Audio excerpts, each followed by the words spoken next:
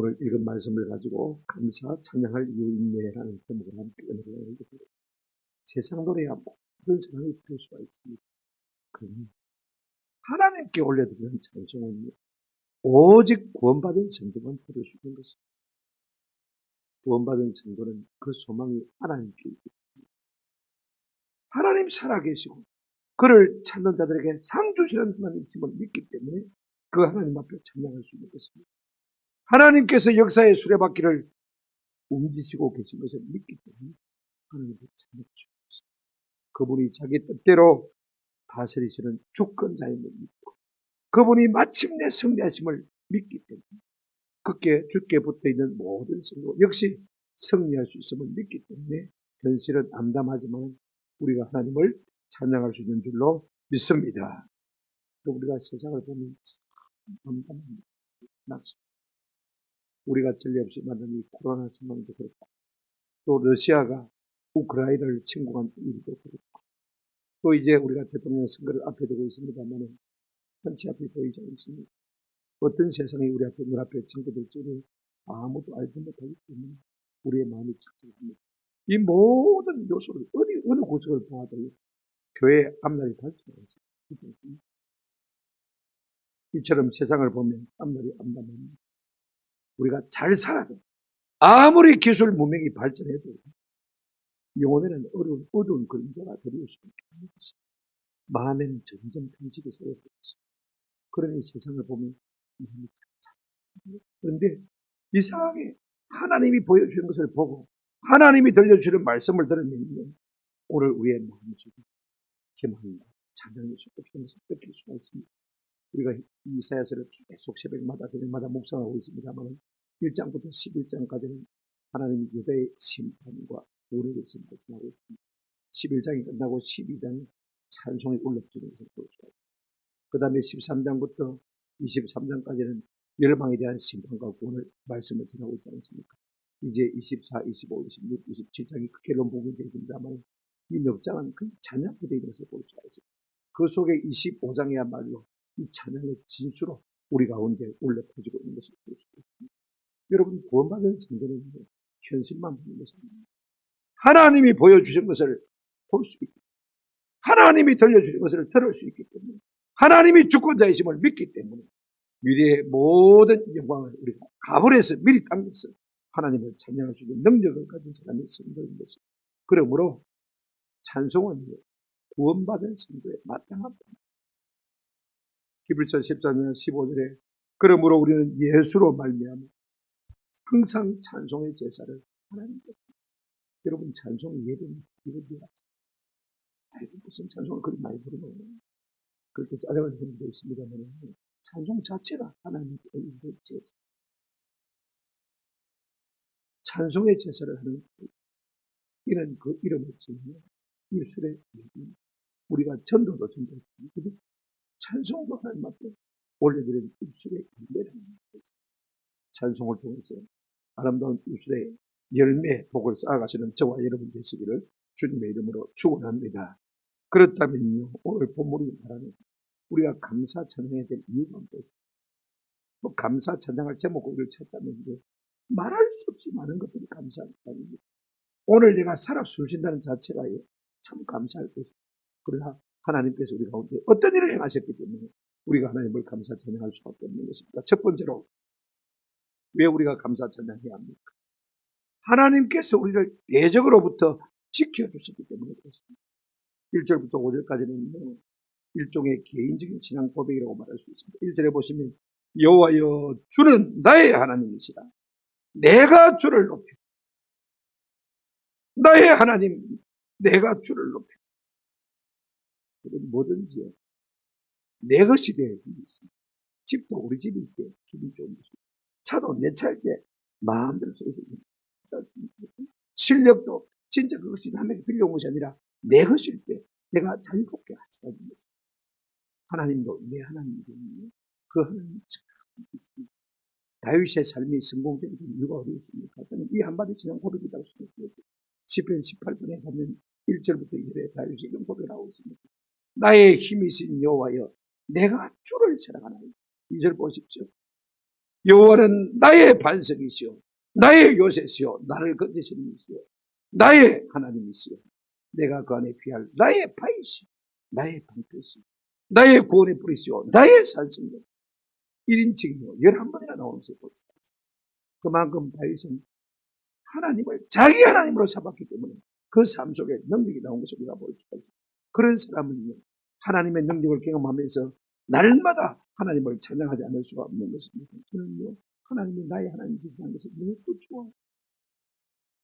나의 힘이 되신 여호와여, 내가 주님을 사랑합니다.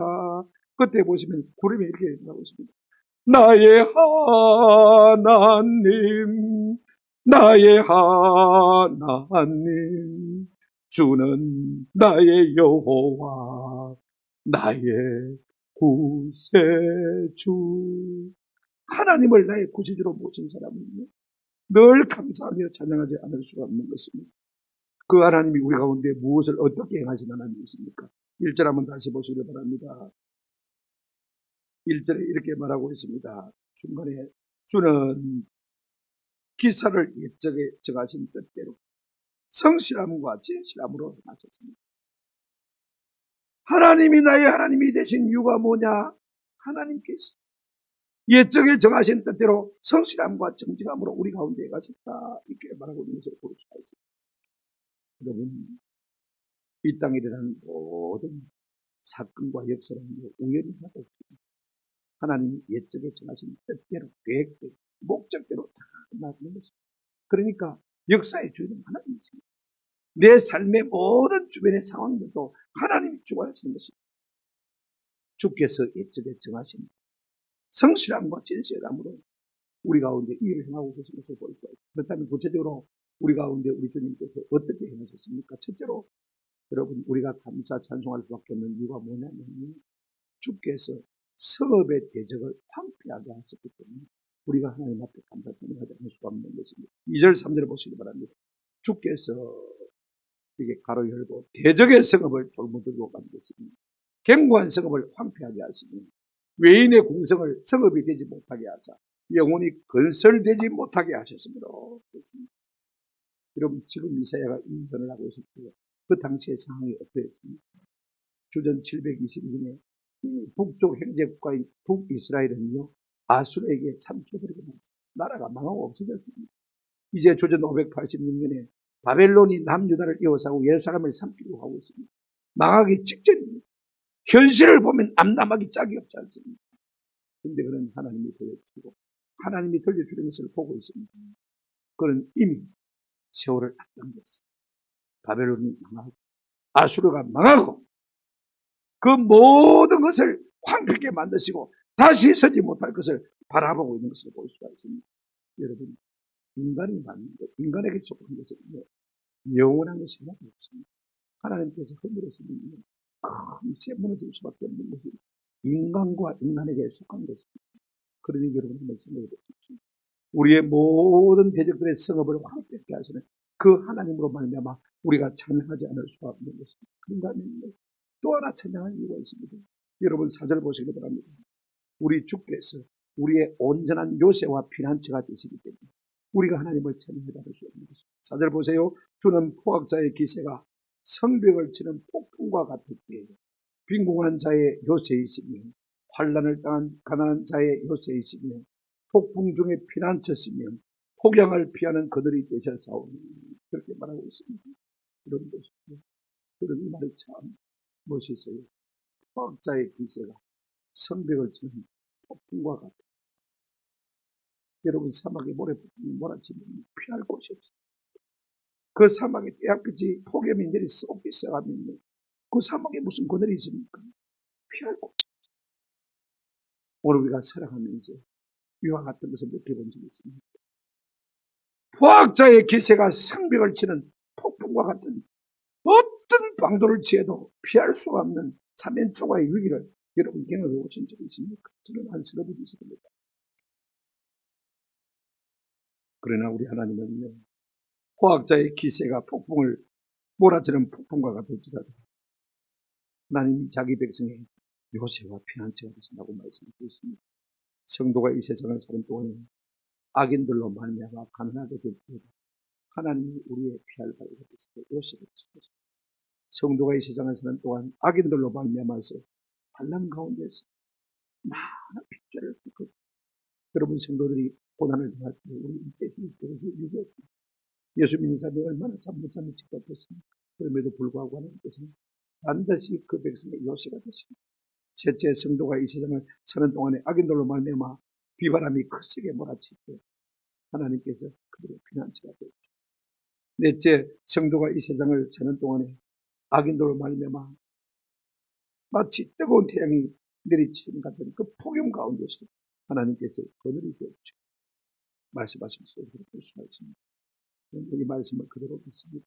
시편 121편 5절 이하를 보시면 이런 말씀이 있습니다. 여호와는 너를 지키시는 이시다.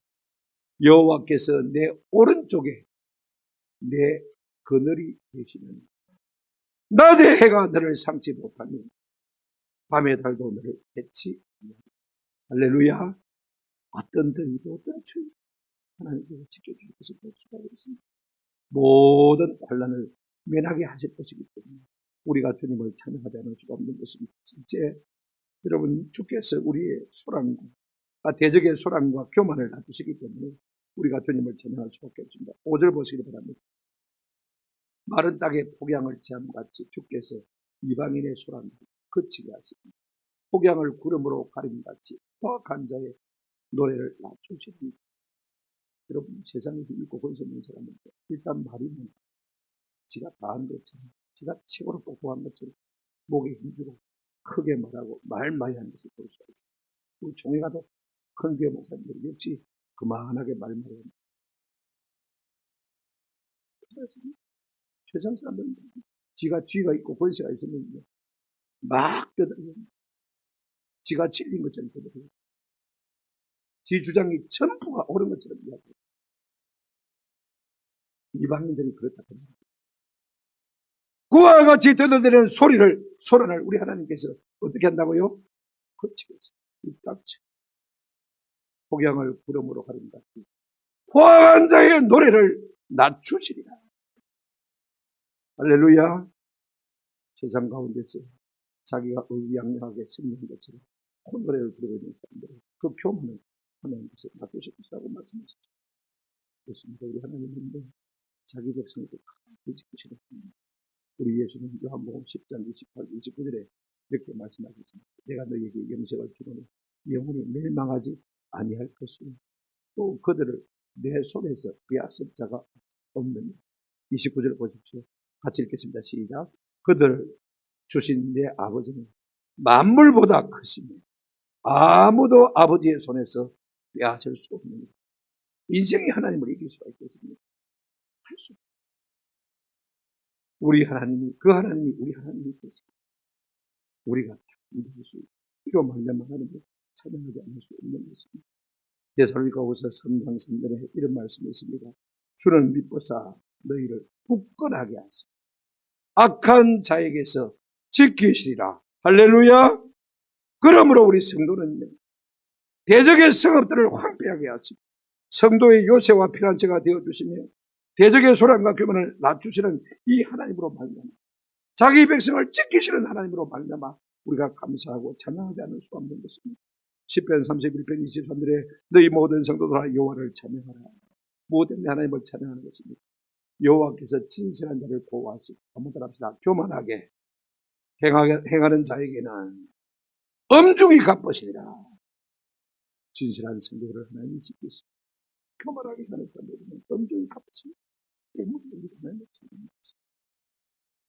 두 번째로 무엇 때문에 우리가 하나님을 찬양해야 합니까?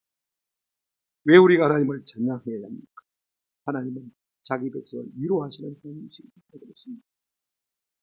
여러분, 하나님은 구원받은 자기 백성을 위로하시는 하나님이십니다. 우리가 고린도후서 1장 4절을 보시면 이런 말씀이 있어요. 우리의 모든 환난 중에서 우리를 위로하사 우리로 하여금 하나님께 받는 위로로서 모든 환난 중에 있는 자들을 늘 위로하게 하시는 분이십니다. 왜 우리를 환난 중에 내버려 두십니까? 환란 중에 내버려둔 충만합니다. 그 환란 가운데서 우리를 위로하시거든요. 앞으로 성도들이 세상 가운데서 많은 환란을 당하고 내가 그 환란을 통과하고 위로받아들여서 그 위로를 또 다른 사람에게 나눠주도록 하기 위해서 위로받게 하시고 환란받게 하시고 위로받게 하시고 이 셋째가 백혈백으로 하나님 앞에 먼저 부릅니다. 그래서 우리 어머니의 마음이 얼마나 상심했는지 모릅니다.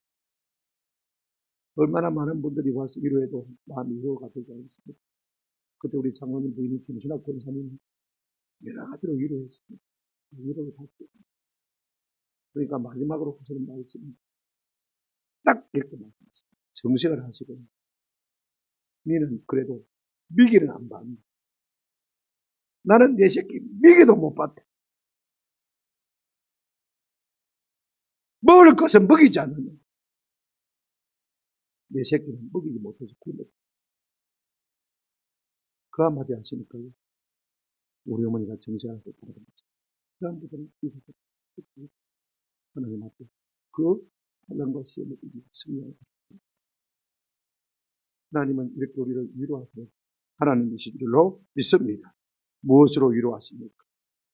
여러분 6절에 보시면 하나님께서는 천국 잔치로 자기 백성을 위로하시는 것을 볼 수가 있습니다. 6절에 한번 보실까요? 만군의 여호와께서 이 산에서 만민을 위해 기름진 것과 오래 저장하였던 포도주 또 연회를 베푸시니 곧 골수가 가득한 기름진 것과 오래 저장하였던 맑은 포도주로 하실 것이며 여러분 누가 잔치를 베푸십니까? 만군의 여호와. 이 권세와 능력이 있습니다. 이사야는 만군의 여호와라는 이름을 쓰기를 참 좋아하는 것을 볼 수 있습니다. 이사야서만 58번 나옵니다. 14장 27절에 보면 이런 말씀이 있습니다. 만군의 여호와께서 분명하셨은데 누가 능히 그것을 피하며 그의 손을 펴셨은데 누가 능히 그것을 돌이키며 만군의 하나님 여호와를 잘 설명한 구절이라고 생각했습니다. 하나님이 하시면 누가 막겠습니까? 하나님이 하시면 누가 그것을 돌이키겠습니까? 넘지 못한 역시 하나님이 만군의 여호와님이신 것을 볼 수가 있습니다. 그분이 자기 백성을 위해서 우리를 위해서 잔치를 베풀어 주실 것입니다. 어디서 베푸신 것입니까? 이 산에서. 이 산은 공주로 말하면 6장 6절 7절 10절에 이 산이라 말이 3번 나오는데 가만히 보시면요. 첫째는 시내산을 의미하기도 하고 둘째는 시온산 우리가 하나님 앞에 나아갔을 때 새 예루살렘을 의미하게 되는 것을 볼 수가 있습니다. 누구를 위해서 잔치를 베푸십니까? 만민을 위해서. 만민을 위해서. 이스라엘의 남은 자와 하나님이 택한 자기 백성을 위해서 잔치를 베푸시는 것을 볼 수가 있습니다. 그런가 하면 무엇으로 잔치하십니까? 기름진 것과 오래된 맑은 포도주로 잔치하십니다. 산의 진미와 큰 제사급 음료로 가지고 하나님께서 자기 백성 앞에 잔치를 베푸실 것을 말씀하고 있는 것을 볼 수가 있습니다. 여러분 근데 시편 23편 5절에 보면 다윗이 이런 말을 했습니다. 주께서 내 원수의 목전에서 내게 상을 차려주시고 잔치를 베풀어 준다고 말씀해 주거든요. 그런데 그 자리가 어떤 자리냐면요. 이런 자리입니다. 보세요. 주께서 내 원수의 목전에서 원수는 그 머리를 발로 밟았어요. 하나님의 백성인 자기 백성들은요. 상을 차려서 잔치했습니다. 여러분 원수들이 바라볼 때 얼마나 부러웠겠습니까? 저는 이 말씀을 생각할 때마다 누가복음 16장에 우리 예수님께서 하신 비유의 말씀이 생각납니다. 거짓 나사로와 부자의 비유죠. 여러분 거짓 나사로는 그 부자 주인의 상에서 떨어지는 부수기를 먹고 생명을 건강히 연명했습니다. 그 부자는 날마다 호의호식하며 살았습니다. 그런데 둘 다 죽어서 각각 한 사람은 진영으로 가고 한 사람은 지옥 갔습니다. 누가 진영 갔습니까? 이 땅에서 불쌍히 여김을 받던 이 나사로가 진영 갔습니다. 이 땅에서 모든 좋은 것을 누리며 호의호식하던 이 부자는 지옥으로 갔습니다. 그런데 이 부자가 눈을 들어서 가만히 하늘을 올려보니까 어떤 모습이 보이십니까? 자기 집에 자기 찌꺼기 받아먹던 나사로가 말입니다. 천국에서 아브라함의 품에 안겨 있는 것을 보았습니다. 그런데 아직도 그 마음에 교만을 떨지 못한 것 같아요. 아버지 아브라함이 저 나사로를 우리 집에 보내가지고 저들도 예수 믿게 해주십시오. 마음대로 부르시는 것처럼 착하게. 그때 아버지 아브라함이 뭐라고 말하고 있습니까? 누가복음 16장 25절에 이렇게 말하고 있습니다. 아브라함이 이르되 예 너는 살았을 때 좋은 것을 이 세상에 있을 때 네가 호의호식하며 모든 좋은 것을 다 누리지 않느냐. 그리고 나사로는 이 세상에서 고난을 받지 않느냐. 너는 이것을 기억하라. 이제 그는 여기서 천국에서 이걸 너는 여기서 지옥에서 괴로움을 받는 것이다. 하나님께서 원수의 목숨이 있어 자기 백성을 천국의 영광으로 종교로 상대적으로 잔치로 위로하시는 것을 볼 수가 있습니다. 우리의 마지막 날에 하나님께서 우리를 이렇게 위로해 주실 줄로 믿습니다. 그러니 우리가 하나님을 찬양할 수밖에 없는 것이죠. 여러분, 우리 주님은 5달란트를 남기고 2달란트를 남긴 종들에게 뭐라고 말씀하셨습니까? 마태복음 25장 21절 23절에 보시면 끝에 이렇게 말씀하고 있습니다. 자라에 내가 착하고 충성한 중에 내가 작은 일에 충성했으면 내가 많은 것을 네게 맡기니 그 다음 말이 참 중요합니다. 아무데나 내 주인의 즐거움에 참여할지어다. 내 주인의 즐거움이 뭡니까? 주인의 식탁에 주인의 잔치에 참여할 특권을 우리가 준다고 말씀하고 있는 것이 그렇습니다. 천국은요 어떤 곳입니까? 자기 아들을 위하여 혼인잔치를 베푼 어떤 인공과 같다 이렇게 말하고 있는 것을 볼 수가 있습니다. 요한계시록 19장 9절에 보시면 천사가 내게 말하기를 기록하라. 어린 양의 혼인잔치에 청함을 받은 자들은 복이 있도다. 천국은 잔치죠. 우리가 그 주님의 잔치에 참석해서 원수들이 보는 앞에서 먹고 마시고 즐거워하지. 그러니 우리가 하나님 앞에 감사할 수밖에 없는 것이죠. 그런가 하면 여러분, 실제로 무엇으로 우리가 하나님을 찬양해야 됩니까? 왜 하나님을 찬양할 수밖에 없는 것입니까? 하나님께서 우리의 의존함과 우리의 미련함을 제하시기 때문에 우리의 성질을 제하시기 때문에 우리가 하나님을 찬양할 수밖에 없는 것이죠. 7절에 보십시오. 또 이 산에서 모든 민족의 얼굴을 가린 가리개와 열방 위에 덮인 덮개를 제하시며 가린 가리개, 덮은 덮개 뭔가 우리 사람을 가리고 덮고 있다는 거죠. 시간이 없으니까 제가 빨리 말씀드리고 넘어가겠습니다만 이게 뭘 의미하는 것입니까? 우리 인생을 덮고 있는 무지몽매 영적으로 하나님을 알지 못하고 우상을 섬기는 이와 같은 무지몽매함을 하나님께서 다 제하시겠다. 그 말씀하고 있는 것을 볼 수가 있습니다. 고린도후서 3장 14절 18절에 보시면 우리 예수님이 이런 말씀하셨습니다. 사도 바울을 통해서 그러나 그들의 마음이 완고하여 오늘까지도 구약을 읽을 때 그 수건이 벗겨지지 아니하고 있습니다. 그 수건은 그리스도 안에서 없어질 것입니다. 사람들이 자기 생각 가지고 하나님을 섬기고 섬기지만 결국에는 자기를 위한 것이 될 수밖에 없지 않습니까? 하나님께서는 이런 무지하고 영적으로 몽비한 것들을 다 벗어서 그리스도 안에서 이것이 없어지게 하실 것이다. 18절에 보시면 그 놀라운 말씀이 있습니다. 우리가 다 수건을 벗은 얼굴로 거울을 보는 것 같이 주의 영광을 보고 있습니다. 그럴 때 우리가 주님의 환한 영광, 진실한 영광을 우리가 보게 되어지면 우리도 주님을 닮아가는 은혜가 있게 될 줄로 믿습니다. 비로소 하나님께서 우리를 위로해 줄 것을 말씀하고 있는 것을 볼 수가 있습니다. 실제로 이런 무엇으로 우리를 위로하십니까? 8절 한번 보시기 바랍니다. 사망을 진멸함으로 우리를 위로하시겠다고 말씀합니다. 8절 사망을 영원히 멸하실 것입니다. 주 여호와께서 모든 얼굴에서 눈물을 씻기시며 자기 백성의 수치를 온 천하에서 제하시리라. 여호와께서 이같이 말씀하십니다. 여러분 무엇 때문에 우리 인생에게 사망이 있는 것입니까? 로마서 6장 23절에 죄의 삭은 사망이라고 했습니다. 생로병사 이것이 오늘날 인간의 질서처럼 인간의 삶의 순환의 습관처럼 나타납니다만 원래 것이 하나님의 질서가 아닙니다. 죄로 말미암아 생로병사가 들어온 것입니다. 그러나 우리 주님께서 마지막 날 그 사망을 진멸하실 것입니다. 영원히 멸하실 것이라고 말씀하셨습니다. 그래서 고린도 전서 15장 56절에 사도 바울도 이런 말을 했죠. 한번 같이 읽어보십시다. 시작. 맨 마지막에 멸망받을 원수는 사망입니다. 우리가 왜 웁니까?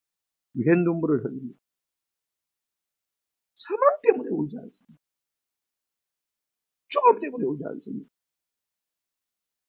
저는 우리 목사님이 김평정선교하고 김풍이 오셔가지고 공부에 도움을 주셨습니다.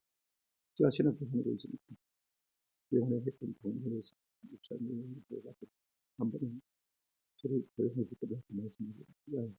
이제 5만 원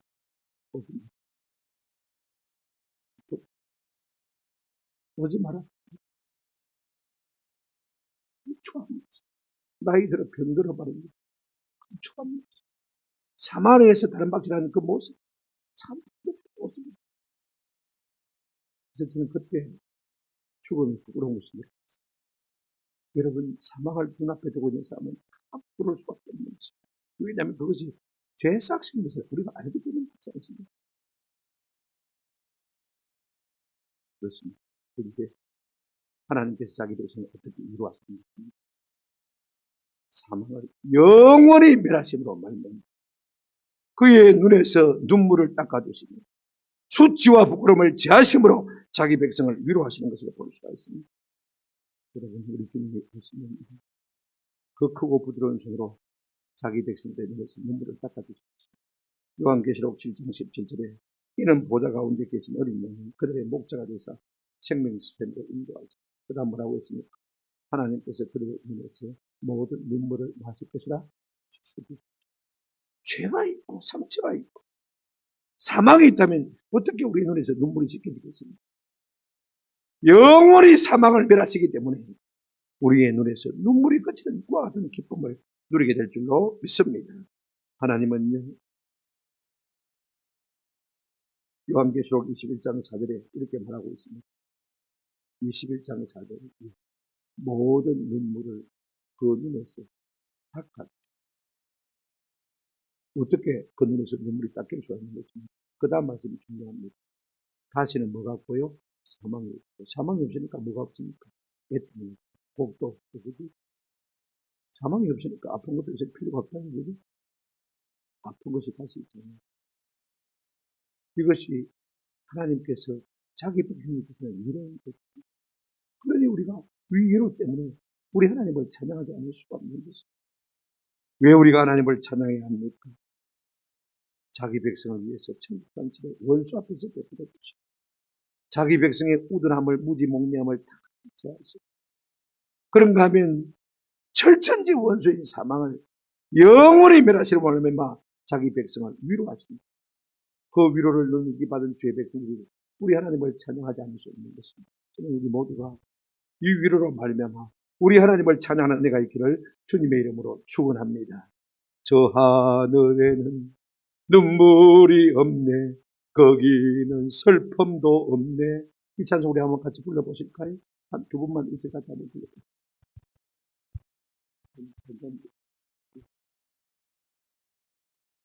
저 하늘에는 눈물이 없네. 옛날에 우리가 많이 불렀습니다만 잘 먹고 잘 사니까 이 찬송 쏙 들어가 버렸습니다. 그러나 이것이 우리의 소망이 됐으면 참 좋겠다.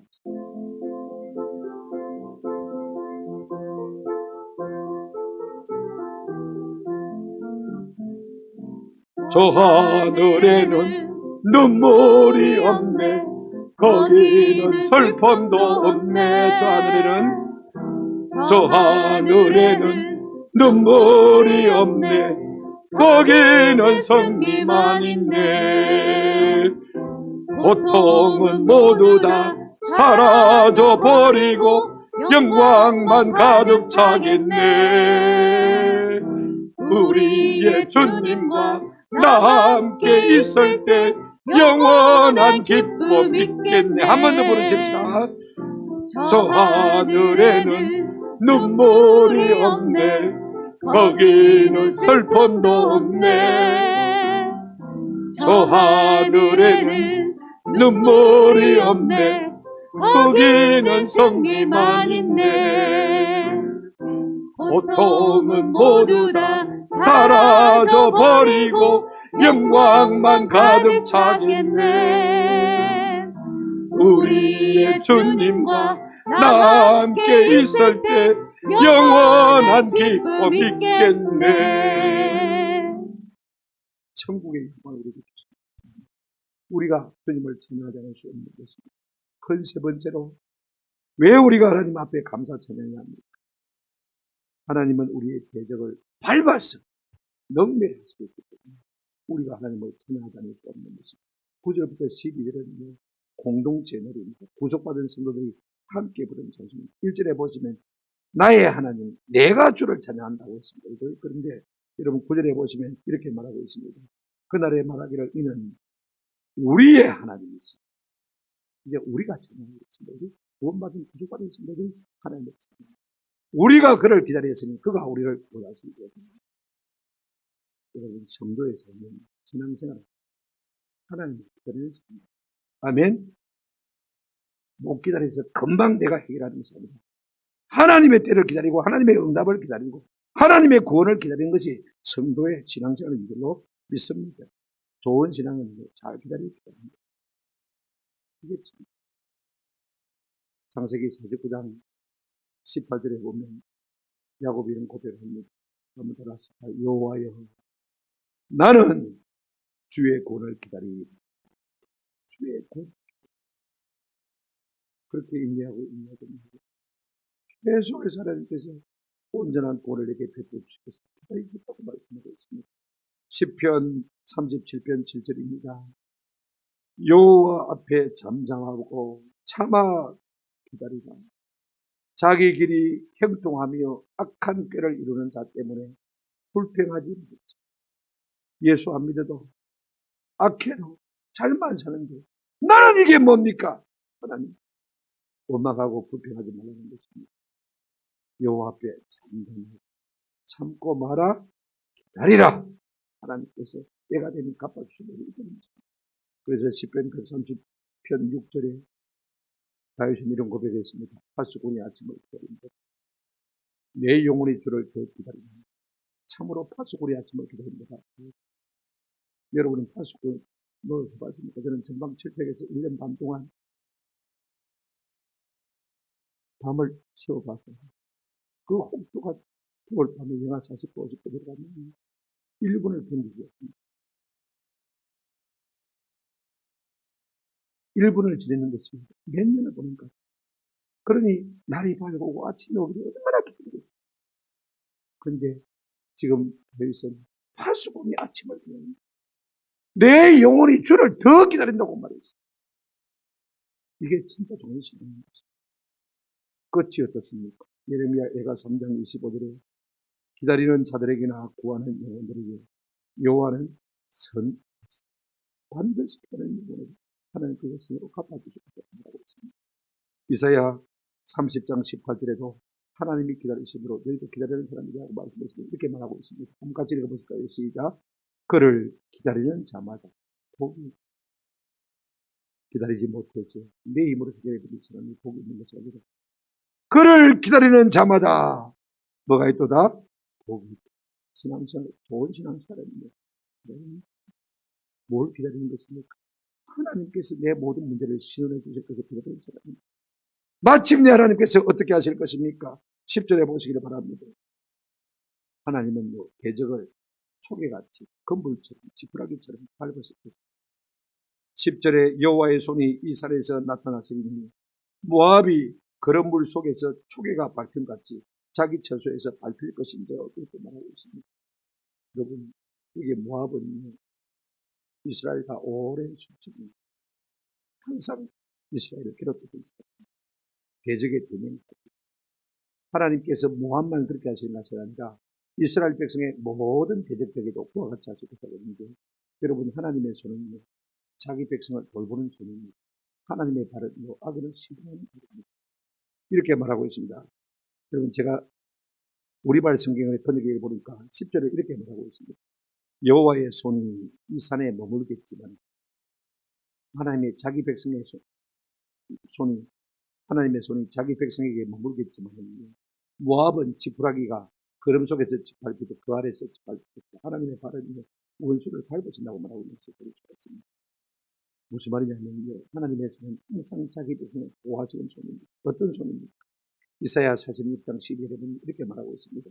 내가 땅을 만들고 그 위에 사람을 창조하였으니 내가 내 손으로 하늘을 펴 하늘의 모든 군대에게 명하였노라.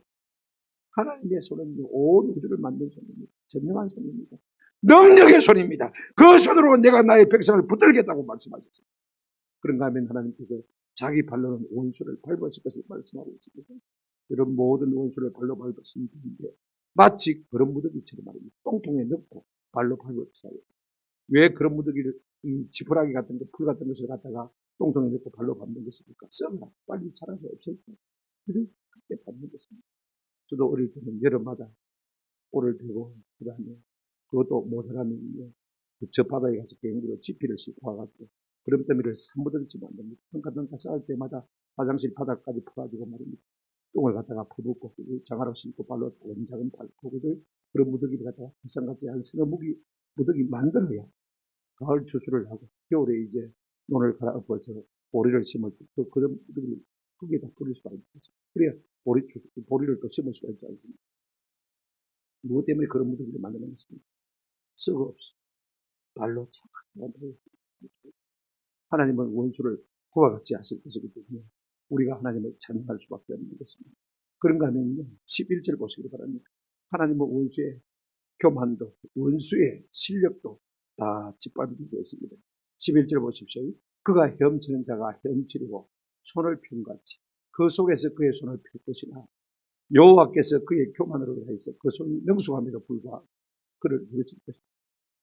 하나님 눌러봐라. 얼마든지 눌러보세요. 내가 못이겠으나 교만한 마음을 가지고 실력을 뽐냅니다. 비행을 했는지 접이을 했는지 모르겠습니다만은 지가 아무리 뽐내고 능숙능한한 솜씨로 그 똥통에서 빠져나오려고 몸부림쳐보지만은요, 여러분 생각해 보십시오. 하나님께서 발로 그 머리를 자꾸 밟으시면 어떻게 고개를 들 수 있겠습니까? 똥통에 빠져 죽는 것입니다. 하나님께서 원수를 이와 같은 그림을 통해서 짓밟을 것이라고 말씀하고 있는 것을 볼 수가 있습니다. 그렇습니다. 우리가 미가서 7장 10절에 보게 되시면 나의 대적이 이것을 보고 부끄러워하니 그는 전에 내게 말하기를 내 하나님 여호와가 어디 있느냐 하던지. 세상 사람들은 하나님 어디 있느냐, 공렬히 우리를 비판하고 멸시하고 조롱합니다. 그런데 뭐라고 했습니까? 그가 그의 진흙같이 밟힙니다. 그것을 내가 할렐루야. 마침내 원수를 짓밟고 승리하게 하실 것입니다. 우리가 하나님을 찬양할 수밖에 없는 것입니다. 저는 이 그림을 생각할 때마다 뭐가 떠오르냐면 우리가 사무엘상 17장에 보면 다윗이 골리앗을 쳐서 이기는 장군이거든요. 골리앗은 거대한 장수입니다. 거인입니다. 온갖 무기로 무장을 당한 사람입니다. 그런데 이제 17살 되면 다윗이 말입니다. 출랑거리는 그 물맷돌 하나 가지고 이겨보겠다고 앞으로 쫓아나갔습니다. 믿음으로 외치고 나가서 물맷돌을 날렸더니 그 물맷돌이 이 골리앗 장군의 이 이마에 정수리에 정면으로 박힌 것입니다. 벌렁 뒤로 나가버렸습니다. 이 승리의 악권을 이렇게 표현하고 있습니다. 사무엘상 17장 보십시오. 51절 우리 한번 같이 읽겠습니다. 시작. 다윗이 달려가서 블레셋 사람을 밟고 뭘로 밟았습니까? 발로 밟은 것이죠. 어디를 밟았을까요? 대가리를 밟았든지 배때지를 밟았든지 가슴을 밟았든지 밟았겠죠. 얼마나 통쾌한 작품입니다. 하나님께서는 자기 백성에게 이와 같은 승리를 주실 것이기 때문에 우리가 기뻐하고 하나님 앞에 감사하며 찬송할 수밖에 없는 것입니다. 마침 어떻게 하실 것입니까? 여러분, 하나님은요, 대적이 의지하는 모든 것을 땅바닥에 먼지처럼 만들 것이라고 했습니다. 12절 보십시오. 내 성벽의 높은 요새를 걸어 땅에 내리시되 진토에 미치게 하시리라. 내 성벽의 높은 요새가 무엇입니까? 인간이 구축한 자기가 의지하는 모든 좋은 것을 말하는 것입니다. 그것이 돈이든지 그것이 기술이든지 문화든지 건축이든지 과학이든지 재능이든지 사람은 그것을 믿고 교만합니다. 그걸 의지합니다. 그걸 힘으로 삼습니다. 그러나 하나님께서는 그 대적들이 의지하던 모든 것을 정확하게 번역하면 그렇습니다. 그 높은 요새를 걸어서 땅에 내던지시고 땅바닥에서 구름과 같이 되게 하시고 먼지와 같이 되게 하시고 라고 말씀하고 있는 것을 볼 수가 있습니다. 인간이 쌓아올린 모든 공든 탑들을 했다가 하나님께서 땅바닥에 내어 던져서 먼지가 되게 만드신다. 그 말씀입니다. 인간의 모든 수고와 노력이 말짱꽝이 된다는 것입니다. 허사가 된다는 말입니다. 시편 30편 11절에 이것을 이렇게 말하고 있습니다. 주께서 죄악을 변책하사 사람을 징계하실 때 그 영화를 존버금같이 소멸하십니다. 참으로 각 사람은 한번 따라합시다. 허사뿐입니다. 아무리 하나님을 거역하고 거스르고 지 마음대로 살아보려고 하나님을 대적해 봤지만 결국 하나님 끌어내렸어요.